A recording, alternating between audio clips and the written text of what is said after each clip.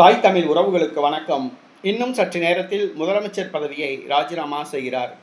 இன்னும் சற்று நேரத்தில் முதலமைச்சர் பதவியை ராஜினாமா செய்கிறார் என்ற தலைப்பில் இந்த காணொளியை நாம் காண்கிறோம். பீகார் மாநிலத்தில் முதலமைச்சராக இருப்பவர் நிதிஷ்குமார். தேசிய ஜனநாயக கூட்டணியில் இவர் உள்ளார். இவர் இந்தியா கூட்டணி மற்றும் தேசிய ஜனநாயக கூட்டணியில் ஏறத்தாழ 20 ஆண்டு காலமாக மாறி மாறி இருந்து முதலமைச்சர் பதவியை தக்க வைத்துக் கொண்டு வருகிறார். நடைபெற்று முடிந்த பீகார் சட்டசபை தேர்தலில் தேசிய ஜனநாயக கூட்டணி எதிர்பாராத வெற்றியை பெற்றது.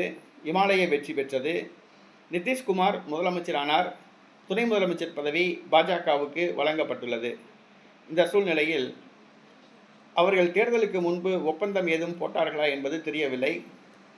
நிதிஷ்குமார் முதலமைச்சர் பதவியை இன்று ராஜினாமா செய்கிறார். அவர் மாநிலங்களவை உறுப்பினர் பதவிக்கு மனு தாக்கல் செய்ய உள்ளதாக கூறப்படுகிறது. தேசிய ஜனநாயக கூட்டணி சார்பில் முதலமைச்சராக பாரதிய ஜனதா கட்சியை சார்ந்த ஒருவர் தேர்வு செய்யப்பட உள்ளதாக கூறப்படுகிறது.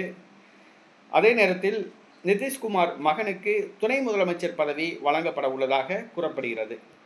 தேர்தலுக்கு முன்பாக ஒப்பந்தம் ஏதும் திரைமறைவு ஒப்பந்தம் போட்டார்களா என்பது தெரியவில்லை. தற்போது அங்கு நிதிஷ்குமார் கட்சியை விட பாஜக தான் கூடுதலான இடங்களை பெற்றுள்ளது. ஆனால் அவர் ஏற்கனவே முதலமைச்சராக இருந்த காரணத்தினால் தொடர்ந்து முதலமைச்சர் பதவியை அவருக்கு வழங்கியது. தேர்தல் நடைபெற்ற 6 மாதங்கள் கூட ஆகவில்லை. அதற்குள் நிதிஷ்குமார் பதவியை பிடுங்க பாஜக முடிவு செய்துள்ளது. தற்பொழுது நிதிஷ்குமார் இன்னும் சற்று நேரத்தில் தன்னுடைய முதலமைச்சர் பதவியை ராஜினாமா செய்ய உள்ளதாக கூறப்படுகிறது.